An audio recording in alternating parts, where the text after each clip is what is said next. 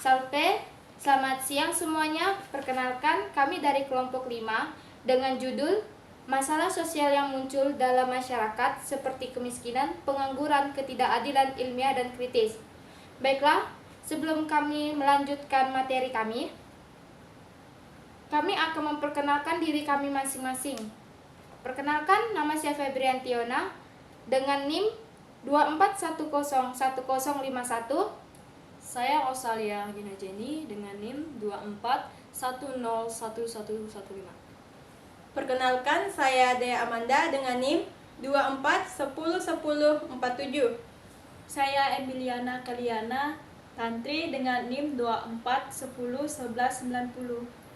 Saya Kristianto Indra Saputra dengan NIM 24101166. Baiklah, di sini kami akan melanjutkan materi kami. Kata pengantar. Puji syukur kami panjatkan atas kehadiran Tuhan Yang Maha Esa atas segala rahmat dan karunia-Nya, sehingga kami dapat menyelesaikan makalah kami yang berjudul Masalah Sosial yang Muncul dalam Masyarakat seperti Kemiskinan, Pengangguran, Ketidakadilan Ilmiah dan Kritis. Makalah ini disusun untuk memberikan pemahaman yang lebih dalam tentang hubungan antara individu dan masalah sosial seperti kemiskinan, pengangguran, dan ketidakadilan, serta dampak yang ditimbulkan oleh masalah-masalah tersebut terhadap kehidupan manusia dan masyarakat. Masalah sosial adalah isu-isu yang mempengaruhi kesejahteraan masyarakat secara luas dan memerlukan perhatian serius dari berbagai pihak. Kemiskinan, pengangguran, dan ketidakadilan adalah contoh masalah sosial yang seringkali terkait dan memiliki dampak mendalam terhadap individu serta struktur sosial. Melalui makalah ini, kami bertujuan untuk menjelaskan berbagai aspek dari masalah-masalah ini, baik dari sudut pandang ilmiah maupun kritis, serta mengidentifikasi solusi potensial untuk mengatasi tantangan-tantangan tersebut. Kami menyadari bahwa penyusunan makalah ini tidak akan melaksanakan tanpa bimbingan dan dukungan dari beberapa pihak.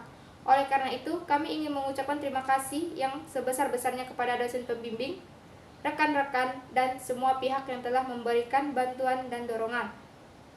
Kritis dan saran yang konstruktif sangat kami harapkan agar makalah ini dapat memberikan kontribusi positif dalam memahami dan mengatasi masalah sosial.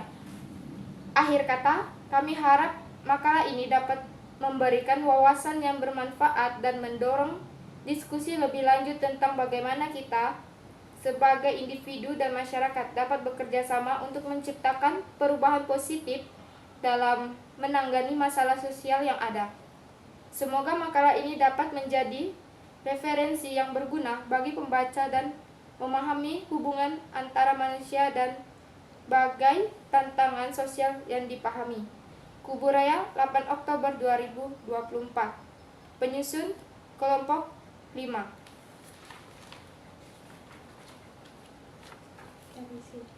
Daftar isi. Kata pengantar. 2.2 Ini titik 2 apa? 2 titik atau langsung ya lah. Pengantar isi pendahuluan baru sebut satu gitu. Daftar isi kata pengantar 1.1. Daftar isi I1 Bab 1 pendahuluan halaman 1. A. Latar belakang halaman 1. B. Rumusan masalah halaman 2. C. Tujuan halaman 2. D. Manfaat halaman 2. Bab 2 pembahasan halaman 3. A. Manusia dan masalah halaman 3. B.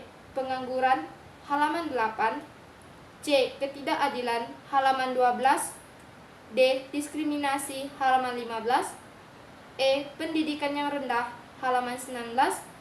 F. Ilmiah halaman 21. G. Kritis halaman 24. H. Ketidaksetaraan gender halaman 27. Bab 3 penutup halaman 29. A. Kesimpulan halaman 29. B. Saran halaman 29. Dan yang terakhir daftar pustaka halaman 31. Bab 1 pendahuluan. A. Latar belakang.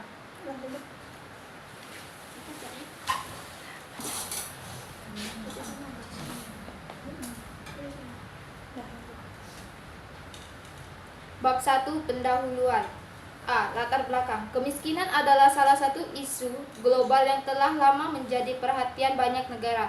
Kemiskinan bukan hanya berarti tidak memiliki uang, melainkan juga kondisi di mana individu atau kelompok tidak memiliki akses terhadap sumber daya dasar seperti pendidikan, layanan kesehatan, pekerjaan yang layak, air bersih, dan perumahan.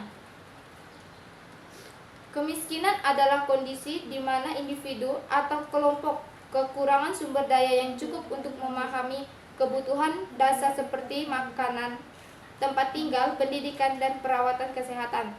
Secara ilmiah, kemiskinan dapat dijelaskan melalui berbagai teori ekonomi dan sosiologi. Misalnya, teori ekonomi mengaitkan kemiskinan dengan ketidakmampuan akses ke pasar kerja yang baik, kekurangan pendidikan, atau sistem ekonomi yang tidak merata. Sementara itu, teori sosiologi sering menyoroti faktor-faktor struktural seperti sistem kelas sosial, diskriminasi, dan ketidakadilan sosial. Beberapa kritikus berargumen bahwa sistem kapitalistis dan kebijakan pemerintah seringkali memperburuk kesenjangan antara kaya dan miskin. Selain itu, kemiskinan seringkali dipandang sebagai hasil dari kebijakan yang tidak adil, kekurangannya investasi dalam pendidikan dan kesehatan, serta diskriminasi sistemik terhadap kelompok marginal. Pengangguran adalah kondisi di mana individu yang mampu dan ingin bekerja tidak dapat menemukan pekerjaan. Penjelasan ilmiah untuk pengangguran melibatkan teori ekonomi seperti teori siklus bisnis, teori pemimpinan, dan penawaran tenaga kerja, dan teori struktur pasar. Pengangguran dapat dipicu oleh faktor-faktor seperti resesi ekonomi, perubahan teknologi yang mengubah kebutuhan keterampilan atau ketidaksesuaian antara keterampilan tenaga kerja dan permintaan pasar. Dari perspektif kritis, pengangguran sering dilihat sebagai hasil dari struktur ekonomi yang tidak adil.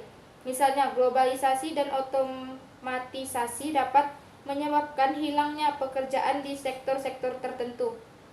Sementara kebijakan ketenaga kerjaan dan upah minimum yang tidak memadai dapat memperburuk masalah pengangguran. Kesenjangan pendidikan dan pelatihan juga sering dianggap sebagai penyebab utama pengangguran. Ketidakadilan sosial merujuk pada ketidakmerataan akses dan distribusi sumber daya serta peluang dalam masyarakat. Secara ilmiah, ketidakadilan dapat dipahami melalui teori-teori keadilan sosial seperti teori distribusi sumber daya dan teori hak-hak asasi manusia. Penelitian sering menunjukkan bahwa ketidakadilan muncul karena struktur sosial dan politik yang tidak setara, yang dapat mencakup faktor-faktor seperti ras, gender, dan kelas sosial. Ketidakadilan sering dikritik sebagai hasil dari kekuasaan dan dominasi dalam masyarakat. Beberapa kritik berpendapat bahwa sistem hukum dan kebijakan publik seringkali mencerminkan kepentingan kelompok-kelompok berkuasa, sehingga memperkuat ketidakadilan. Ada juga kritik yang menyatakan bahwa ketidakadilan bersifat sistematik dan diwariskan dari generasi ke generasi, menciptakan siklus ketidaksetaraan yang sulit diputus. Masalah sosial seperti kemiskinan, pengangguran, dan ketidakadilan sangat kompleks dan saling terkait. Analisis ilmiah membantu kita memahami faktor-faktor yang mempengaruhi masalah tersebut, sementara analisis kritis memberikan wawasan tentang bagaimana struktur sosial, ekonomi, dan politik dapat memperburuk atau memperbaiki masalah-masalah tersebut. Mengatasi masalah sosial memerlukan pendekatan yang holistik yang mempertimbangkan baik aspek-aspek ilmiah maupun kritis. B. Rumusan masalah. 1. Apa saja faktor utama penyebab kemiskinan, pengangguran, ketidakadilan ilmiah dan kritis di Indonesia? 2. Bagaimana pengaruh inflasi terhadap tingkat pengangguran di Indonesia? 3. Mencari tahu tentang permasalahan yang terkait. C. Tujuan. 1. Untuk mengetahui munculnya permasalahan sosial dalam masyarakat. 2. Untuk memecahkan masalah sosial yang terdapat dalam masyarakat seperti kemiskinan, pengangguran, ketidakadilan ilmiah dan kritis. 3. Menjelaskan cara menyelesaikan masalah sosial. D. Manfaat. Manfaat dari kemiskinan, pengangguran, dan ketidakadilan lebih terlihat dalam konteks bagaimana masalah-masalah ini dapat memicu perubahan sosial, inovasi, dan pemahaman yang lebih mendalam tentang struktur masyarakat dan ekonomi.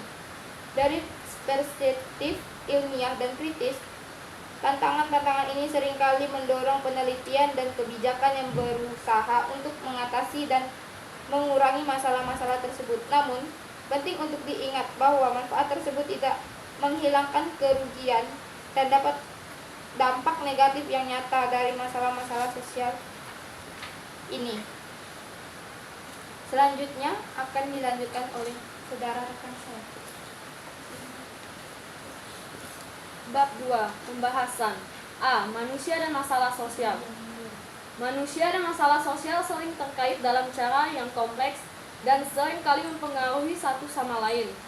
Masalah sosial seperti kemiskinan, pengangguran, ketidakadilan, dan kekerasan dapat mempengaruhi kehidupan individu dan masyarakat secara mendalam. Sementara tindakan kebijakan manusia juga dapat mempengaruhi timbulnya dan penyelesaian masalah sosial tersebut. Kemiskinan dapat didefinisikan sebagai keadaan di mana seseorang tidak memiliki cukup sumber daya untuk memenuhi kebutuhan dasar hidup. Namun di berbagai negara ukuran kemiskinan berbeda-beda tergantung pada standar hidup di negara tersebut. Kemiskinan juga sering diukur melalui pendekatan multidimensional yang mempertimbangkan berbagai faktor selain pendapatan seperti tingkat pendidikan, kesehatan, dan standar hidup. Masalah sosial dapat didefinisikan berdasarkan beberapa hal di antaranya. A. Nilai-nilai masyarakat.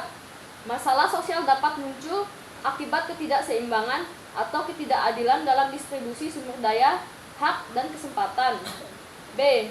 Ketidakseimbangan. Masalah sosial dapat muncul akibat ketidakseimbangan atau ketidakadilan dalam distribusi sumber daya, hak, dan kesempatan. C. Hubungan dengan nilai-nilai sosial. Masalah sosial berhubungan erat dengan nilai-nilai sosial yang ada di masyarakat. Beberapa contoh masalah sosial yang sering terjadi di masyarakat antara lain: A. Kemiskinan. B. Pengangguran. C. Diskriminasi. D. Kurangnya akses terhadap pendidikan dan pelayanan kesehatan. E. Ketidaksetaraan gender. F. Kerusakan lingkungan. G. Kesenjangan sosial. H. Tingginya penyakit menular. I. Pendidikan yang rendah. Masalah sosial dapat mempengaruhi kondisi masyarakat dan negara sehingga perlu adanya tindakan atau solusi untuk mengatasinya. Beberapa cara berikut untuk mengatasi masalah sosial antara lain: perubahan dalam kebijakan pemerintah, legislasi baru, kampanye kesadaran masyarakat, tindakan nyata untuk memperbaiki situasi. Kurangnya diskriminasi. Diskriminasi adalah sikap membedakan, membatasi, mengecualikan, atau memilih seseorang atau sekelompok orang secara tidak adil berdasarkan atribut tertentu. Atribut tersebut bisa berupa 1. Suku, etnis, atau ras. 2. Agama, kepercayaan, atau aliran politik. 3. Warna kulit. 4. Status sosial ekonomi. 5. Kebangsaan. 6. Jenis kelamin. 7. Kemampuan intelektual, mental, sensorik, atau fisik. 8. Cacat atau penyakit mental. Jenis-jenis masalah sosial dikutip dari buku Analisis Sosial 2020 oleh Samsu Budiyanti. Jenis masalah sosial yang sering dijumpai dalam masyarakat adalah, dilansir dari situs Bina Sosial Kabupaten Luwu Utara, jenis masalah sosial dalam masyarakat dapat diklarifikasikan menjadi 4 yakni A. Faktor ekonomi. Masalah sosial ini timbul karena adanya permasalahan ekonomi.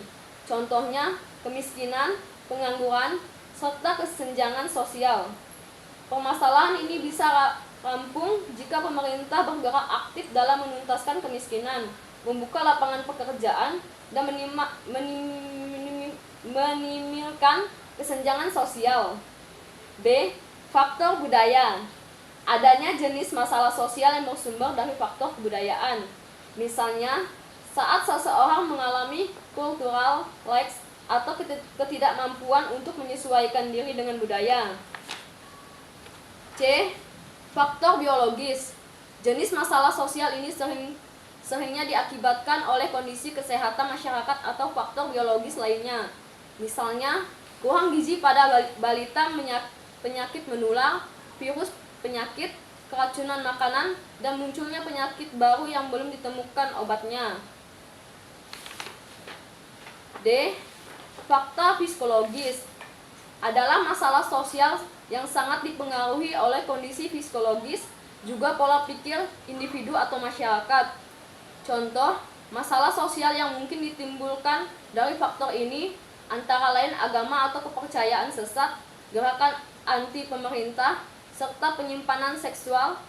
Jenis-jenis masalah sosial di atas bisa diatasi selama pemerintah dan berbagai elemennya, termaksud masyarakat, mau berperan aktif juga bekerja sama.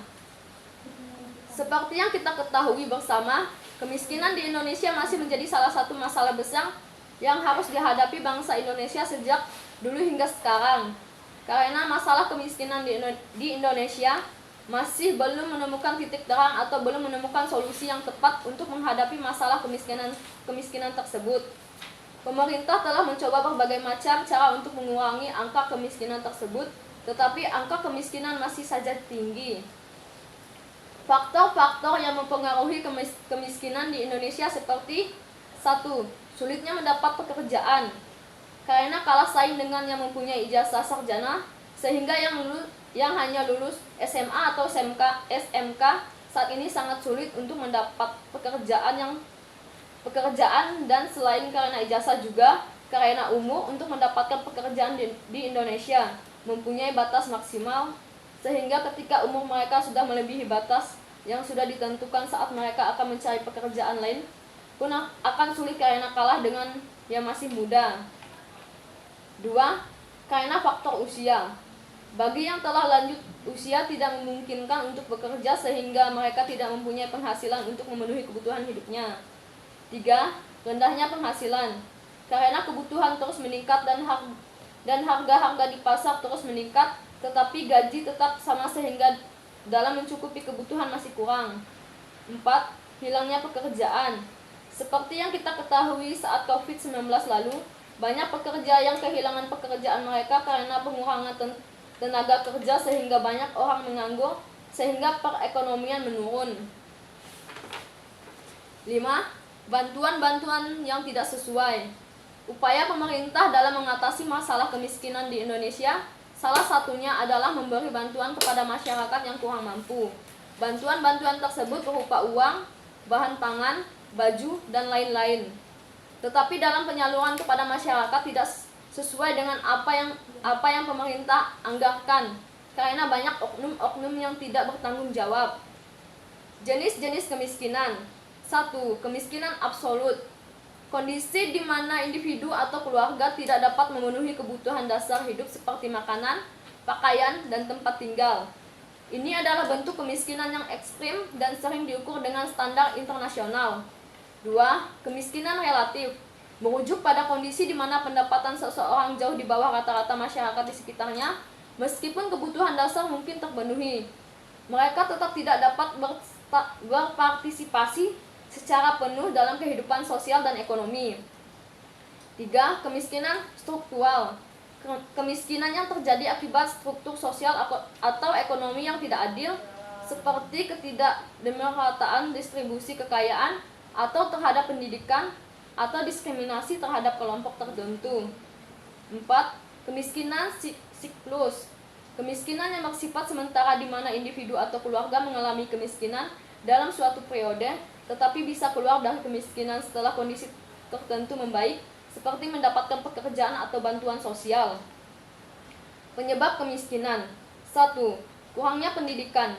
Pendidikan yang rendah membatasi kesempatan individu untuk mendapatkan pekerjaan yang baik. Pendidikan adalah salah satu faktor utama yang memengaruhi mobilitas sosial dan ekonomi. 2. Pengangguran. Tingginya tingkat pengangguran, terutama di kalangan anak muda, dapat memicukan kemiskinan. Kurangnya kesempatan kerja yang layak membuat banyak orang tidak memiliki sumber pendapatan yang cukup. 3. Ketimpangan ekonomi. Ketidakadilan dalam distribusi kekayaan dan sumber daya seringkali menyebabkan kemiskinan. Kekayaan yang hanya terkonsentrasi pada segelintir orang memperburuk kesenjangan sosial dan ekonomi. 4. Kebijakan pemerintah yang tidak efektif. Beberapa kebijakan ekonomi atau sosial yang tidak tepat sasaran bisa memperburukkan kemiskinan. Subsidi yang tidak merata atau program sosial yang tidak terjangkau semua masyarakat bisa memperparah kondisi. 5. Bencana alam dan konflik. Bencana alam dan konflik berkepanjangan seringkali menghancurkan sumber penghidupan masyarakat, mengakibatkan mereka kehilangan tempat tinggal, pekerjaan, serta sumber daya lainnya. Baiklah, materinya akan dilanjutkan oleh Dea. Baiklah, saya Dea akan melanjutkan materi dari dampak kemiskinan. Yang pertama, kesehatan yang buruk. Orang miskin seringkali tidak memiliki akses ke layanan kesehatan yang layak, menyebabkan mereka rentan terhadap penyakit dan kondisi kesehatan yang buruk. Kekurangan gizi juga sering terjadi di kalangan orang miskin, terutama anak-anak. Yang kedua, kejahatan dan kestabilan sosial. Kemiskinan seringkali berkaitan dengan tingkat kejahatan yang lebih tinggi, karena orang miskin mungkin merasa tidak punya pilihan lain untuk bertahan hidup. Yang ketiga, pendidikan yang rendah. Anak-anak dari keluarga miskin seringkali tidak dapat mengakses pendidikan yang baik. Ini membuat mereka sulit untuk keluar dari siklus kemiskinan karena kurangnya keterampilan dan pengetahuan yang dibutuhkan untuk mendapatkan pekerjaan yang layak. Yang keempat, ketidakadilan sosial. Kemiskinan juga memperdalam ketidaksetaraan dalam masyarakat. Orang miskin seringkali dipinggirkan dan tidak memiliki suara dalam proses pengambilan keputusan politik atau sosial. Upaya mengatasi kemiskinan. Yang pertama, peningkatan akses pendidikan. Salah satu cara yang efektif untuk memutuskan siklus pendidikan kemiskinan adalah melalui pendidikan. Yang kedua, pengembangan ekonomi. Menciptakan lebih banyak lapangan kerja dan kesempatan usaha adalah kunci untuk mengurangi kemiskinan. Yang ketiga, perbaikan kebijakan sosial. Pemerintah perlu merumuskan kebijakan sosial yang lebih inklusif, seperti pemberian bantuan sosial yang tepat sasaran, program kesehatan untuk masyarakat miskin, serta kebijakan pengentasan kemiskinan lainnya. Yang keempat, pemberdayaan masyarakat. Masyarakat miskin harus diberikan kesempatan untuk memperdayakan diri mereka sendiri, misalnya melalui pelatihan keterampilan, akses kredit, dan dukungan untuk usaha mikro. Dan yang kelima, kerjasama internasional. Kemiskinan adalah masalah global yang memerlukan kerjasama internasional. Negara-negara maju perlu memberikan bantuan kepada negara-negara berkembang dalam bentuk bantuan ekonomi dan pendidikan untuk mengurangi kemiskinan di tingkat global. Yang B, pengangguran. Pengangguran adalah orang yang tidak bekerja sama sekali, sedang mencari pekerjaan, bekerja kurang dari 2 hari selama seminggu, atau seseorang yang sedang berusaha mendapatkan pekerjaan yang layak. Umumnya, pengangguran disebabkan karena jumlah angkatan kerja atau para pencari kerja tidak sebanding dengan jumlah lapangan kerja yang ada serta mampu menyerapnya.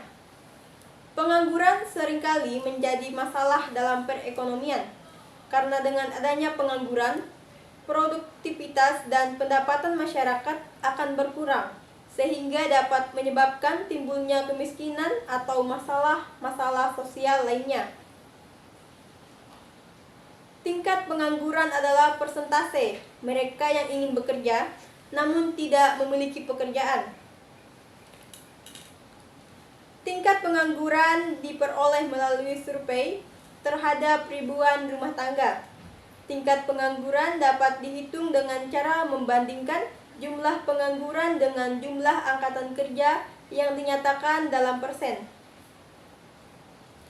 Di negara-negara berkembang seperti Indonesia, dikenal istilah pengangguran atau terselubung, di mana pekerjaan yang semestinya bisa dilakukan dengan tenaga kerja sedikit dilakukan oleh lebih banyak orang.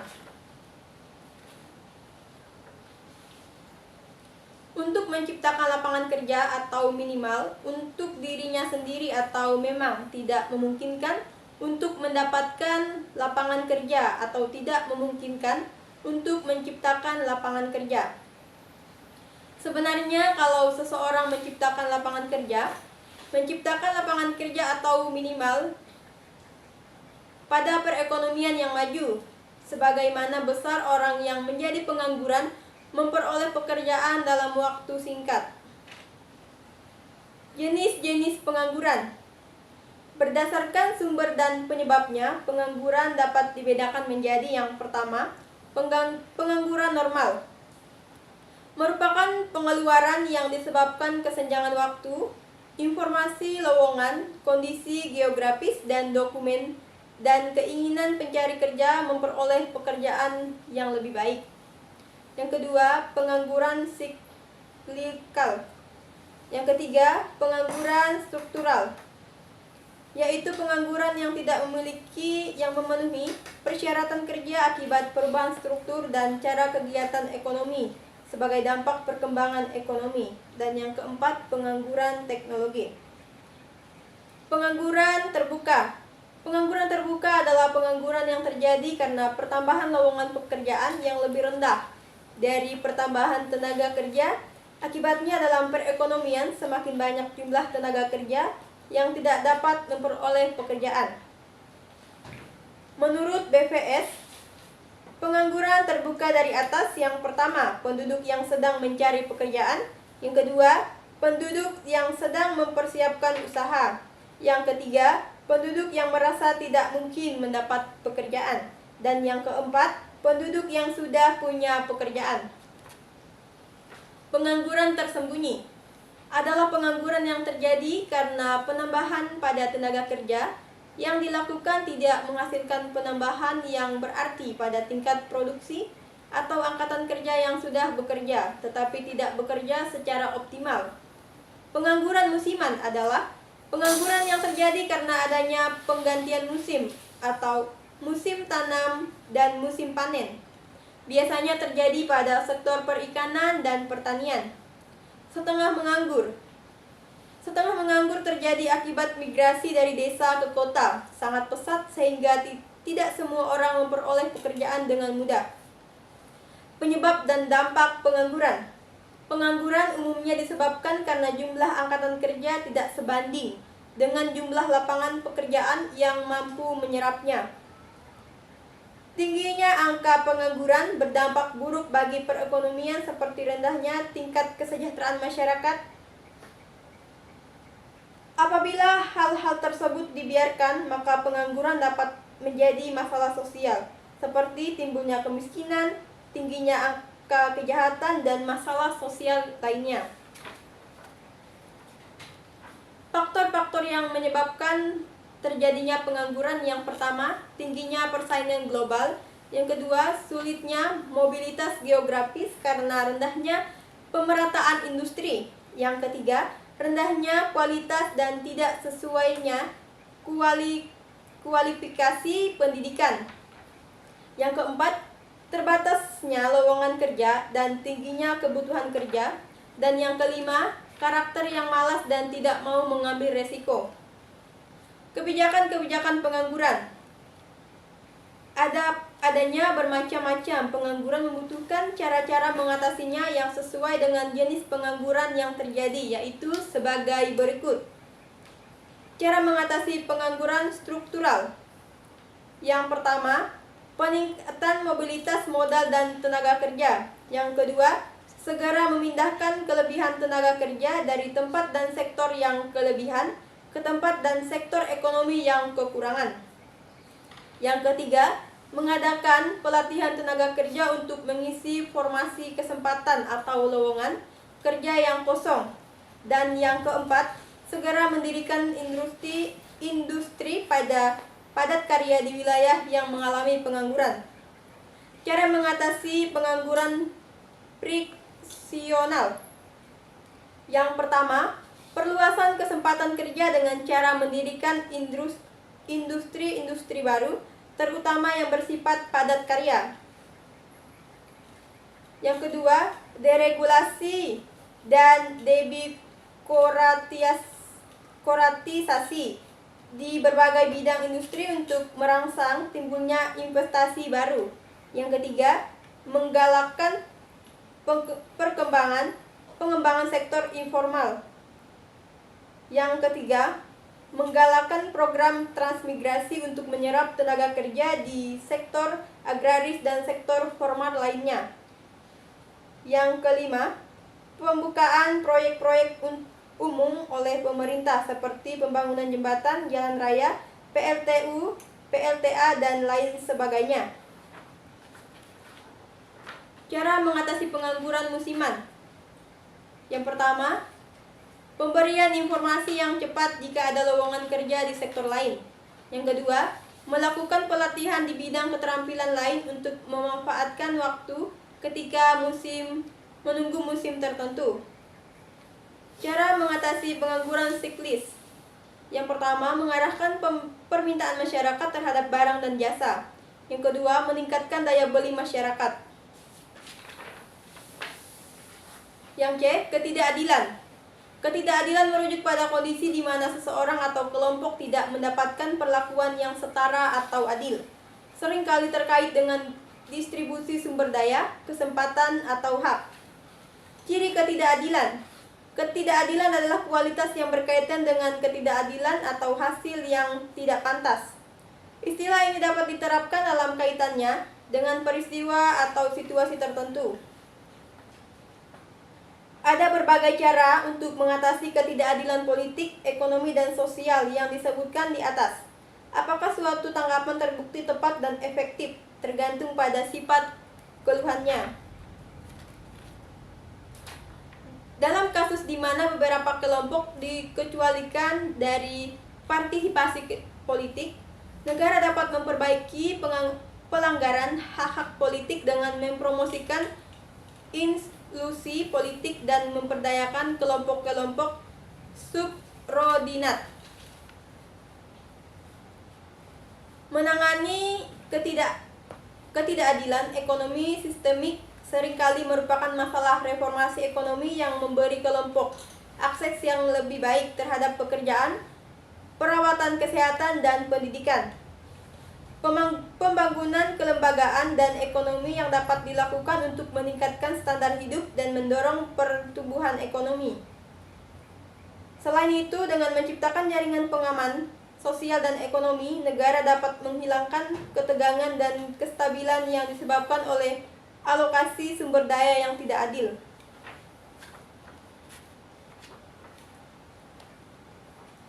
Menyeimbangkan ketimpangan kekayaan yang parah mungkin juga menjadi bagian dari ketidakadilan kompensasi setelah periode perang. Selama periode penyesuaian pasca perang dan upaya pembangunan perdamaian, kebijakan ekonomi jangka panjang harus bertujuan untuk mencapai ekuitas atau keseimbangan dalam distribusi pendapatan atau kekayaan. Baiklah, materi akan dilanjutkan oleh Saudari Tantri. Baiklah, di sini saya akan melanjut membaca materi ini. Bentuk-bentuk keadilan. Berikut ini adalah bentuk dari keadilan yang muncul dalam kehidupan masyarakat. 1. Marginasi. Marginasi adalah bentuk keadilan yang terjadi ketika sekelompok individu atau kelompok di tempatnya atau dianggap sebagai entitas yang tidak penting atau tidak berarti dalam masyarakat.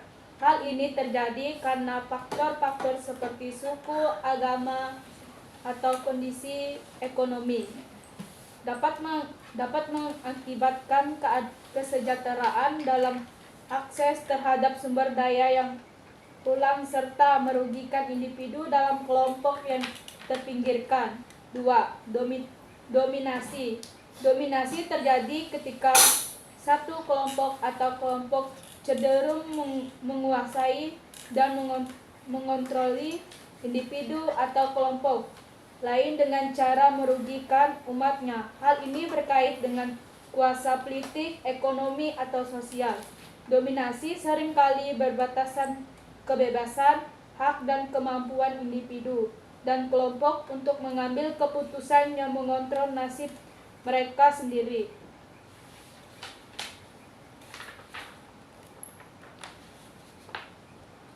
3. Subordinasi adalah ketidakadilan yang terjadi ketika individu atau kelompok di tempatnya dalam posisi yang lebih rendah atau redup terhadap individu atau kelompok lain yang memiliki kekurangan atau otorasi, dapat menciptakan keadilan dalam hubungan sosial serta menghambat perkembangan individu dan kelompok bersubordinasi. Adalah bentuk keadilan yang mengakibatkan penilaian atau pandangan negatif yang kewawasannya terhadap individu atau kelompok berdasarkan karakteristik seperti ras, gender, organisasi seksual, atau agama, dapat menyebabkan diskriminasi, pengecualian, dan pelanggaran hak individu atau kelompok yang diserang. Dengan bahasa mengenali bentuk-bentuk keadilan yang ada dalam kehidupan masyarakat.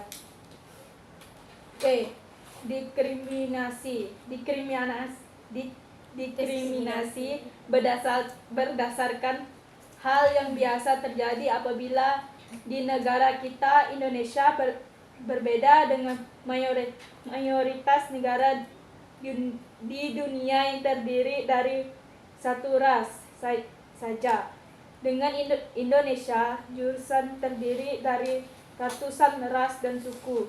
Setiap suku memiliki budaya yang berbeda, bahasa yang berbeda, hingga kebiasaan hidup yang berbeda satu sama lain, sehingga perbedaan ini biasanya terjadi karena letak geografis dan juga budaya dari daerah tersebut. Terlahir dan menjalani hidup di Indonesia yang terdiri dari begitu banyak suku, budaya, bahasa, dan penampilan yang berubah sehingga masyarakat Indonesia saling menghargai dan menghormati perbedaan tersebut. Dengan begitu persatuan dan kesatuan Indonesia terhadap terjaga dan kuat.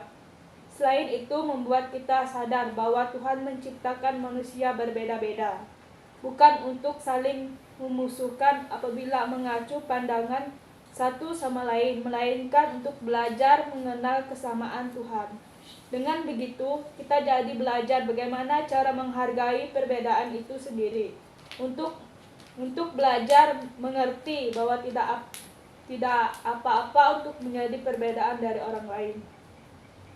Sayangnya kita semua orang bisa berpikir begitu, sehingga bisa memicu ketersinggungan antar individu. Bicara soal perbedaan, sebenarnya hampir semua orang tahu bahwa pada dasarnya semua manusia itu berbeda satu sama.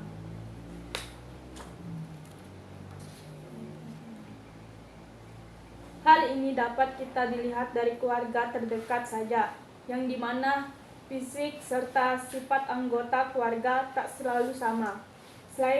Sekali lagi, banyak orang tahu bahwa setiap manusia itu berbeda. Sayangnya, hanya sedikit yang benar-benar mengerti hal itu.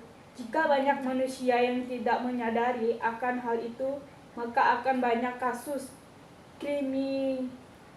kriminasi di mana-mana. Kasus kriminasi bukan hanya terjadi di luar negeri saja, tetapi beberapa kasus kriminasi juga terjadi di Indonesia.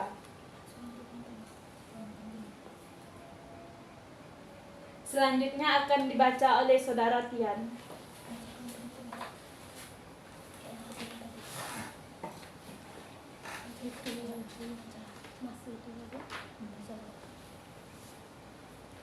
Penyebab terjadinya diskriminasi. Tidak akan ada asap jika tidak ada api. Pepatah yang sama juga berlaku pada diskriminasi. Bagaimanapun, tindakan atau perilaku diskriminasi tidak muncul secara tiba-tiba, melainkan disebabkan oleh sesuatu.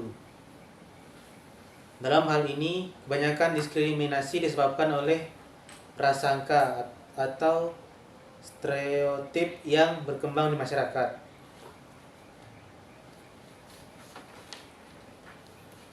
Jenis diskriminasi. Meski sekilas tindakan diskriminasi terlihat sama, tetapi sebenarnya diskriminasi juga terbagi menjadi beberapa jenis. Yang pertama, rasisme. Rasisme, istilah satu ini cukup akrab di telinga kita semua. Jika dibandingkan dengan jenis diskriminasi lainnya, rasisme adalah jenis diskriminasi yang paling banyak terjadi hingga saat ini. Dari namanya, kamu juga bisa menyimpulkan bahwa rasisme adalah kepercayaan atau ras jauh lebih unggul dari ras lainnya. Yang kedua, seksisme.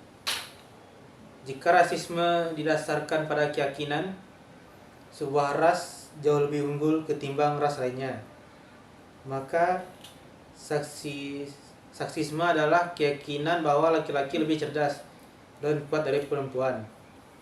Seksisme pada akhirnya membuat perempuan selalu menjadi nomor 2 dalam banyak hal, terutama pekerjaan. Ketiga, agisme. Agisme adalah tindakan diskriminasi berdasarkan usia seseorang. Menariknya, ketimbang jenis diskriminasi yang lainnya, agisme jarang disadari oleh banyak orang. Padahal, kenyataannya agisme terjadi sangat sering dalam kehidupan sehari-hari.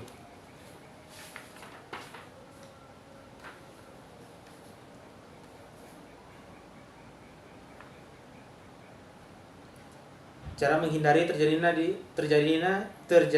diskriminasi. Pada dasarnya ada beberapa cara untuk menghindari terjadinya diskriminasi. Di antaranya, yang pertama, menjunjung tinggi hak asasi manusia. Yang kedua, meningkatkan jiwa persatuan dan kesatuan. Yang ketiga, membiasakan diri untuk tidak memandang orang lain dari rupanya. Yang keempat, sehingga saling menghormati dan menghargai. Oke.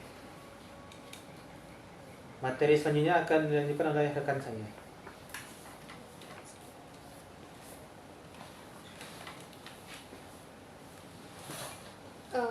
Pendidikan yang rendah. Dibandingkan negara lain, kualitas sistem pendidikan di Indonesia masih rendah. Pada kenyataannya, pendidikan merupakan aspek kehidupan yang sangat krusial. Bangsa ini menaruh harapan besar terhadap pelajar dan pembangunan Indonesia. Namun harus diakui bahwa pendidikan sangat penting untuk menciptakan budaya standar tinggi. Untuk mengatasi masalah buruknya kualitas pendidikan, harus dilakukan upaya peningkatan standar pendidikan. Oleh karena itu, mutu guru dan mutu pendidikan guru menjadi tujuan utama yang ingin dicapai dalam rangka meningkatkan mutu pendidikan. Zomruni 2001.251. Kualitas pendidikan di Indonesia perlu ditingkatkan dengan upaya keras. Meningkatkan subsidi pendidikan bagi seluruh rumah tangga di Indonesia. Pemerataan pendidikan di tempat yang jauh dan pemberian beasiswa bagi siswa yang layak adalah beberapa tindakan yang dilakukan. Hambatan terbesar untuk mencapai pendidikan berkualitas di Indonesia adalah sistem pendidikan. Penyebab utama buruknya standar pendidikan Indonesia saat ini adalah masalah ini. Pendidikan merupakan bidang utama yang menjadikan Indonesia negara maju. Oleh karena itu, setelah memahami penyebab buruknya kualitas pendidikan di Indonesia, sebaiknya pemerintah segera melakukan penelitian dan evaluasi agar permasalahan yang ada dapat segera teratasi. Dengan begitu, kami berharap ke depannya kualitas pendidikan di Indonesia semakin baik dan bangsa Indonesia bisa terbebas dari kebodohan, karena hanya dengan menghilangkan kebodohan maka bangsa bisa dikatakan mandiri. Kurikulum sekolah yang kurang relevan dan mudah beradaptasi dengan perubahan zaman dan kebutuhan siswa juga menjadi salah satu faktor penyebab rendahnya kualitas pendidikan di Indonesia. Program yang tidak memenuhi kebutuhan siswa dapat membuat mereka tidak mampu bersaing secara global. Dampak rendahnya tingkat pendidikan di Indonesia. Rendahnya tingkat pendidikan di Indonesia memiliki dampak yang sangat besar terhadap kemajuan negara. Siswa yang tidak mendapatkan pendidikan yang layak akan kesulitan untuk bersaing di dunia kerja, sehingga tingkat pengangguran dan kemiskinan pun cenderung meningkat. Untuk mengatasi isu rendahnya tingkat pendidikan, diperlukan peningkatan efektivitas pendidikan di Indonesia. Hal ini dapat dilakukan dengan meningkatkan kualitas guru, menyediakan fasilitas pendidikan yang memadai, serta mengembangkan kurikulum yang relevan dengan kebutuhan pasar kerja. Peran pemerintah dalam peningkatan pendidikan. Pemerintah memiliki peran yang sangat penting dalam meningkatkan pendidikan di Indonesia.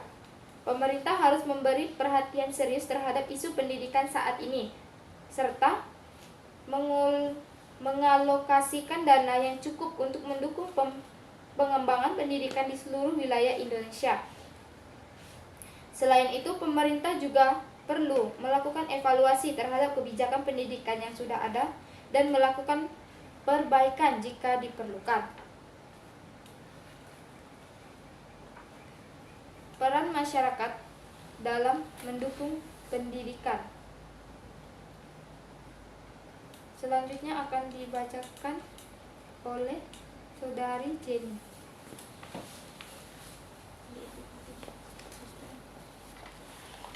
Peran masyarakat dalam mendukung pendidikan.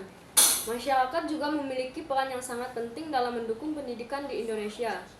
Masyarakat perlu memahami betapa pentingnya pendidikan bagi masa depan bangsa dan aktif terlibat dalam upaya meningkatkan kualitas pendidikan.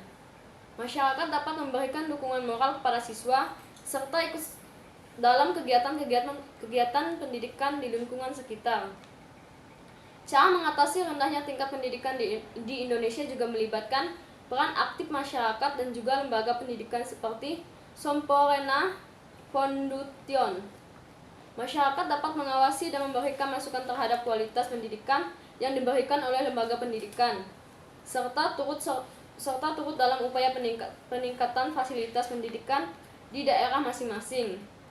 Dengan adanya dukungan dari masyarakat, diharapkan tingkat pendidikan di Indonesia dapat meningkat secara signifikan. F. Ilmiah. Karya ilmiah menurut Kamus Bahasa Indonesia, karya ilmiah adalah karya tulis yang dibuat dengan prinsip-prinsip ilmiah berdasarkan data dan fakta yang didapatkan dari observasi, eksperimen, dan kajian pustaka. Secara umum, karya ilmiah berisi tentang data, fakta, dan solusi untuk menyelesaikan masalah dalam tulisan tersebut. Masalah yang terdapat pada karya ilmiah bersifat objektif dan faktual. Jadi, dapat kita simpulkan bahwa karya ilmiah adalah tulisan yang berisi tentang fenomena atau peristiwa yang ditulis berdasarkan kenyataan. Tujuan karya ilmiah. Setelah kami mengetahui pengertiannya, karya tulis ilmiah, kira-kira apa ya tujuan dari karya ilmiah? Beberapa tujuan dari penulisan karya ilmiah yaitu: A. Karya ilmiah bisa menjadi wahana untuk melatih ide. B. Menjadi wahana transformasi pengetahuan antara sekolah dan masyarakat. C. Melatih pikiran karena untuk membuktikan pengetahuan dan potensi ilmiah yang dimiliki oleh siswa. D. Saran pembuktian dalam menghadapi dan memecahkan masalah. E. Melatih keterampilan dasar dalam melakukan penelitian. Ciri-ciri karya ilmiah. Karya ilmiah merupakan hasil pemikiran atau hasil penelitian seseorang. Penelitian akan bermanfaat apabila dituangkan ke dalam suatu karya ilmiah. Adapun ciri dari karya ilmiah yaitu: 1. Sistematis, artinya tersusun dengan pola yang baku. 2. Logis, artinya isi dari suatu karya ilmiah dapat dipahami dan dibenarkan oleh logika atau akal sehat. 3. Objektif, artinya berlandaskan teori bukan berlandaskan pandangan pribadi penulisnya. 4. Faktual, artinya karya ilmiah ditulis berdasarkan fakta, bukan imajinasi penulis. Jenis-jenis karya ilmiah. Karya ilmiah terbagi menjadi 3 jenis, yaitu populer, semi-formal, dan formal. Berikut penjelasan lengkapnya. 1. Jenis karya ilmiah populer. Jenis karya ilmiah ini diungkapkan dalam bentuk ringkasan dan menggunakan ragam bahasa yang populer atau lebih santai dan menarik, seperti menggunakan kalimat yang mudah dipahami, umumnya disukai banyak orang serta dapat dimuat di media massa. 2. Jenis karya ilmiah semi-formal. Karya ilmiah jenis ini mengikuti kaidah bentuk formal, namun pengajiannya lebih sederhana. Bentuknya bisa berupa laporan atau makalah. 3. Jenis karya ilmiah formal. Bentuk karya ilmiah formal harus memenuhi unsur-unsur kelengkapan akademis secara rinci dan lengkap. Misalnya skripsi, tesis maupun disertasi. Struktur karya ilmiah. Karya ilmiah dapat ditulis dalam berbagai bentuk pengkajian. Setiap bentuk itu berbeda dalam hal kelengkapan strukturnya. Nah, secara umum, bentuk pengkajian karya ilmiah terbagi ke dalam 3 sesuai dengan jenisnya, yaitu bentuk populer, bentuk semi-formal, dan bentuk formal. Apa saja perbedaannya? 1. Struktur karya ilmiah populer. Karya ilmiah bentuk ini sering disebut karya ilmiah populer. Bentuknya mana suka dan bisa diungkapkan dalam bentuk karya ringkas. Ragam bahasanya bersifat santai atau populer. Selain itu, karya ilmiah populer umumnya dijumpai dalam media massa seperti koran atau majalah. 2. Struktur karya ilmiah formal. 1. Judul. 2. Tim pembimbing. 3. Abstrak. 4. Daftar isi. 5. Bab pendahuluan. 6. Bab kerangka teoritis. 7. Bab metode penelitian. 8. Bab pembahasan dan hasil penelitian. 9. Bab simpulan dan rekomendasi. 10. Daftar pusaka. 11. Lampiran. Dan 12. Riwayat hidup penulis atau peneliti. 3. Struktur karya ilmiah semi formal. Yang pertama, judul. 2. Pendahuluan.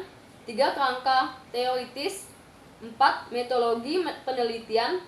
5. Pembahasan. 6. Simpulan dan saran. Dan 7. Daftar pusaka. Cara membuat karya ilmiah.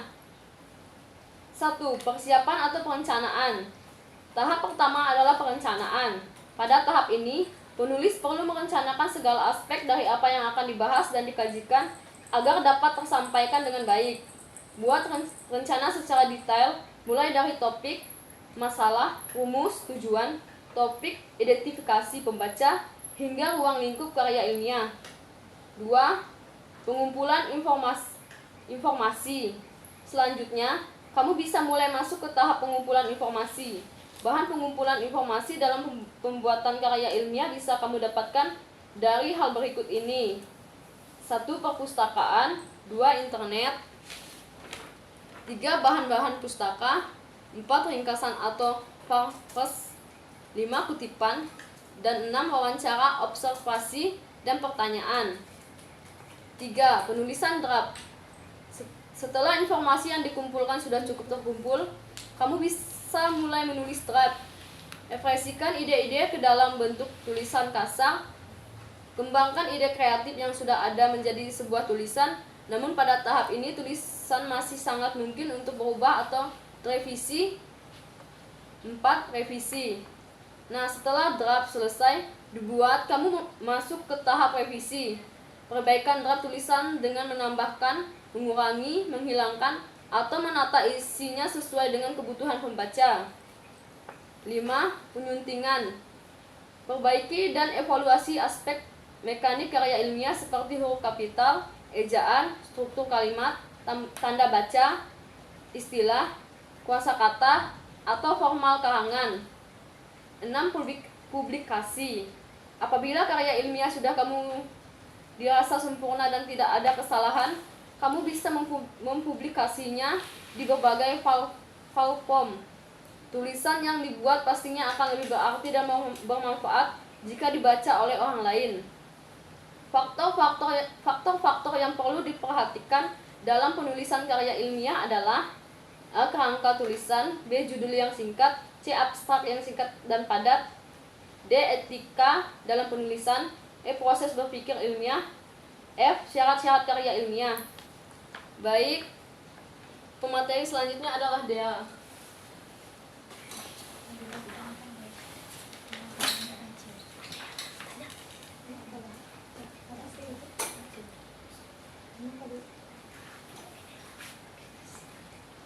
Baiklah, saya akan melanjutkan yang G, kritis. Kritis adalah cara berpikir secara mendalam yang melibatkan analisis dan evaluasi yang teliti terhadap suatu permasalahan atau informasi.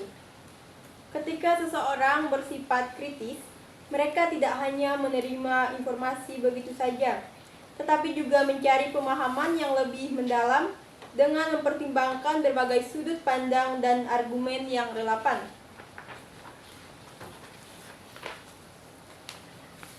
Di sisi lain, berpikir logis mengarah pada cara berpikir yang konsisten dan koheren, dengan mengikuti aturan dan prinsip logika untuk menyusun argumen yang valid dan berarti.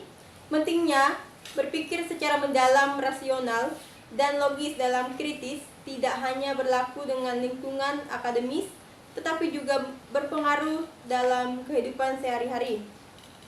Kritis adalah sikap atau kemampuan seseorang dalam berpikir secara teliti, tidak mudah percaya begitu saja, dan selalu berusaha menemukan kesalahan atau kekeliruan dalam suatu hal. Dalam berpikir kritis, seseorang mampu melihat suatu hal dari berbagai sudut pandang, sehingga tidak terkesan menghakimi. Kemampuan berpikir kritis adalah tidak hanya terbatas pada pengetahuan tentang satu jawaban saja. Sebaiknya individu yang berpikir kritis cenderung mencoba menyusun berbagai kemungkinan jawaban atau solusi terhadap suatu permasalahan. Berpikir kritis melibatkan pemikiran yang rasional dan logis.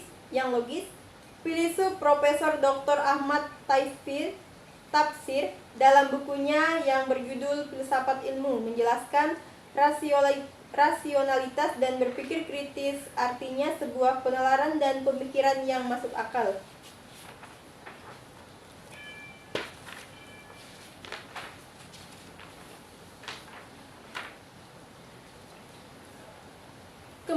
Memiliki kemampuan berpikir kritis. Sikap kritis yang didasarkan pada berpikir dalam membantu seseorang menghadapi tantangan kompleks dengan solusi yang terencana dan matang. 6 manfaat berpikir kritis bagi mahasiswa. Yang pertama, menjadi lebih open-minded. Salah satu manfaat berpikir kritis adalah dapat lebih terbuka terhadap perbedaan pendapat. Pada saat kamu menerima informasi baru atau mencari solusi tentang masalah yang ada, kamu tetap berpikir objektif dengan sumber-sumber pengetahuan yang dimiliki sebelumnya.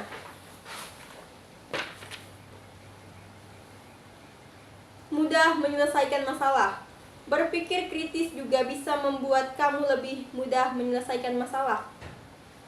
Pasalnya, kamu akan menemukan benang merah dari permasalahan yang sedang dihadapi. Meminimalkan salah represi.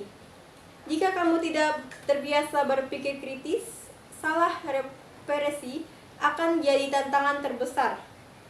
Berpikir kritis dapat membantu kamu lebih mudah dalam menjabarkan pendapat dari orang lain dan tidak mudah percaya begitu saja. Mengetahui kemampuan diri. Manfaat berpikir kritis selanjutnya, kamu bisa lebih mengetahui kemampuan diri, khususnya saat menganalisis permasalahan secara kritis. Mampu berkomunikasi lebih baik secara tidak langsung. Berpikir kritis bisa meningkatkan kemampuanmu berkomunikasi. Berpikir kritis dapat membuat kamu mengkomunikasikan ide-ide yang terlintas dalam kepala secara sistematis dan lebih informatif sehingga mudah dipahami orang lain. Tidak mudah dimanfaatkan oleh orang lain. Kasus tentang merasuknya aliran agama yang berseberangan dengan ajaran-ajaran agama seperti terorisme kian marak terjadi. Salah satu objek yang seringkali menjadi korban adalah mahasiswa. Namun hal ini tidak akan terjadi jika kamu terus mengasah skill berpikir kritis. Baiklah, materi akan dilanjutkan kepada Saudari Tantri. Baiklah, saya akan melanjut membaca materi ini. Ketidaksetaraan gender. Ketidaksetaraan gender adalah fenomena sosial di mana perilaku terhadap seseorang tidak setara berdasarkan gender. Kesejahteraan gender dapat disebabkan oleh diskriminasi gender atau seksisme. Kesejahteraan gender dapat melemahkan perempuan di bagian bidang seperti kesehatan, pendidikan, dan kehidupan bisnis. Beberapa faktor yang menyebabkan kesejahteraan gender yaitu A. Budaya yang telah lama melekat dalam budaya Indonesia. B. Peraturan perundang-undangan yang diskriminatif. C. Perlindungan hukum yang dirasakan masih kurang. D. Adanya perubahan adat istiadat yang bisa akan gender. Beberapa contoh ketidaksetaraan gender yaitu A. Kekerasan fisik, ekonomi, seksual, dan online yang dialami perempuan. B.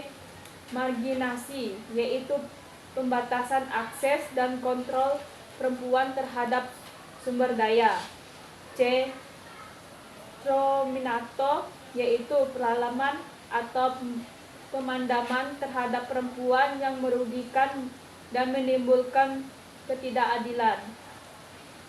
Kesejahteraan gender disebabkan oleh beberapa faktor antara lain. 1. Budaya dan tradisi. Banyak masyarakat memiliki norma dan tradisi yang mendapatkan peran gender tertentu, menganggap bahwa laki-laki lebih berhak dalam berbagai aspek kehidupan. 2. Sistem pendidikan.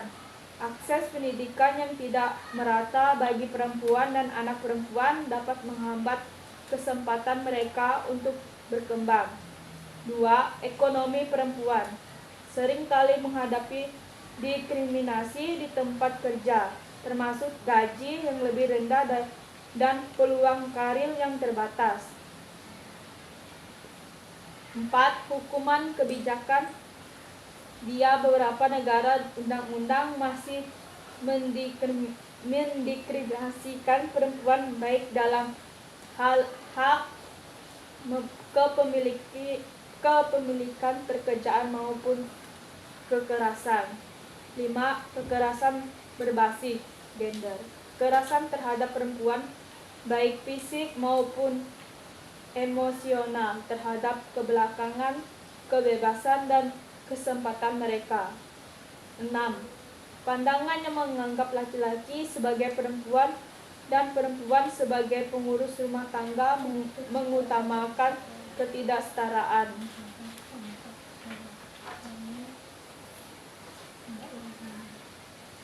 Bab 3. Penutup. Kesimpulan. Kemiskinan dan pengangguran dan ketidakadilan adalah masalah sosial yang saling terkait dan konflik. Masing-masing memiliki dimensi ilmiah dan kritis yang mendalam. 1. Kemiskinan. Kemiskinan seringkali merupakan hasil dari ketidaksetaraan struktural dan kebijakan yang tidak mendalami meskipun dapat memicu perubahan sosial dan inovasi. 2. Pengangguran berkait dengan dinamika pasar kerja dan kebijakan ekonomi, serta dapat mengungkapkan kebutuhan untuk rekomendasi dalam pendidikan dan latihan.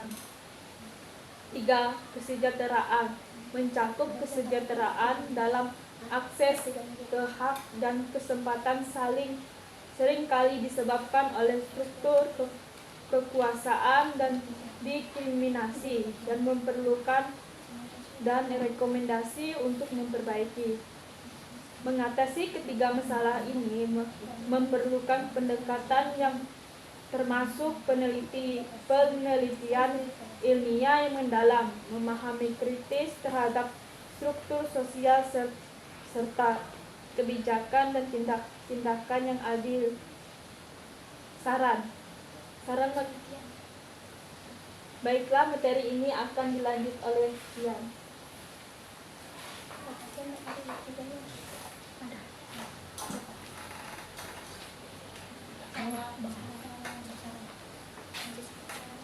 Saran. Makalah ini disusun untuk memberikan pemahaman yang lebih dalam tentang hubungan antara individu dan masalah sosial seperti kemiskinan, pengangguran, dan ketidakadilan, serta dampak yang ditimbulkan oleh masalah-masalah tersebut dalam kehidupan manusia dan masyarakat. Masalah sosial adalah isu-isu yang mempengaruhi kesejahteraan masyarakat secara luas dan memerlukan perhatian serius dari berbagai pihak. Kemiskinan, pengangguran, dan ketidakadilan adalah contoh masalah sosial yang sering kali saling terkait dan memiliki dampak mendalam seperti individu serta struktur sosial. Melalui makalah ini, kami bertujuan untuk menjelaskan berbagai aspek dari masalah-masalah ini, baik dari sudut pandang ilmiah maupun kritis, serta mengidentifikasi solusi potensial untuk mengatasi tantangan tersebut.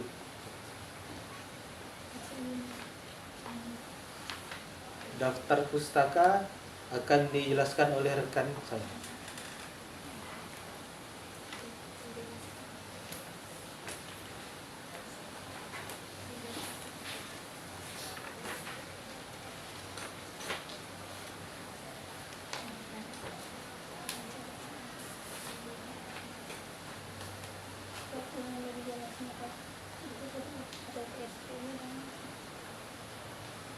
Daftar pustaka.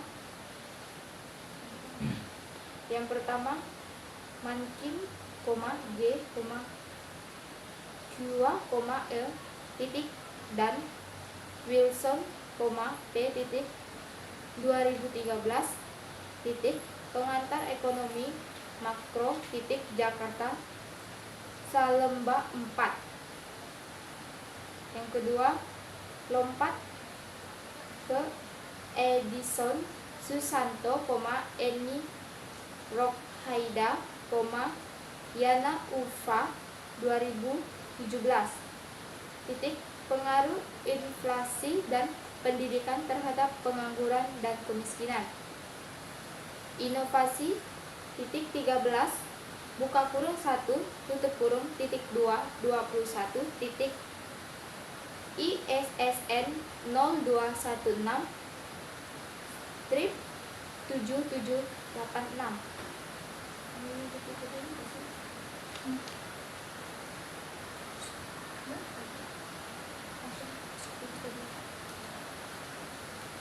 Ketiga, Wikipedia, titik, org, garis miring wiki, garis miring pengangguran. Yang keempat, kumparan.com, garis miring sejarah strip dan strip sosial, garis miring mengenal strip bentuk strip ketidakadilan, strip yang paling penting untuk diketahui, strip 21, KIM 7C Z0 ZODR garis miring full. Yang kelima, brainacademy.id, garis miring blog, garis miring karya strip ilmiah. Yang selanjutnya, liputan6.com, garis miring hot, garis miring red, garis miring 53, 54, 572, garis miring kritis adalah berpikir mendalam, rasional, dan logis. Simak penjelasan. Selanjutnya, kompas.com, garis miring sekolah, garis miring red, garis miring 2024, garis miring bulan 1, garis miring 05, garis miring 10 0869, garis miring 4, jenis masalah sosial yang terjadi di masyarakat. Yang selanjutnya,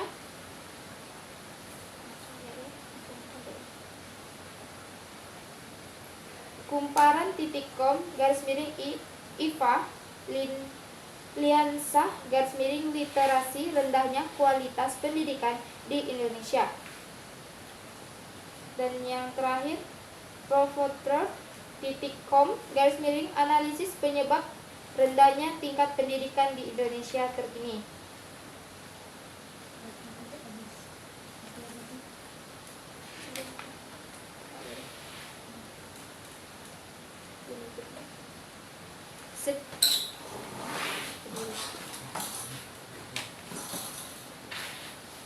Sekian persen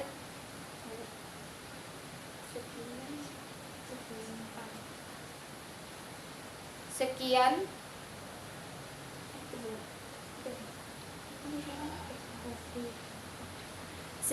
hasil presentasi makalah dari kelompok kami, yaitu kelompok 5. Jika ada kata yang kurang berkenan, kami mohon maaf. Kami mengucapkan terima kasih. Salve, selamat siang.